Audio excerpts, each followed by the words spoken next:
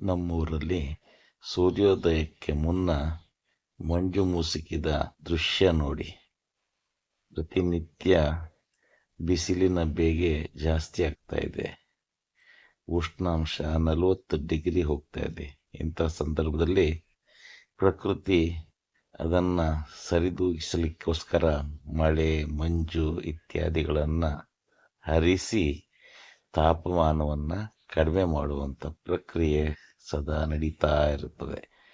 ಇವತ್ತು ಸೂರ್ಯೋದಯಕ್ಕಿಂತ ಮುಂಚೆ ನಮ್ಮೂರಿನ ವೃತ್ತದಲ್ಲಿ ಮಂಜು ಮುಸುಕಿದ ಈ ದೃಶ್ಯವನ್ನು ನಮ್ಮ ಲಾಡ್ಜಿನಿಂದ ನೋಡಿ.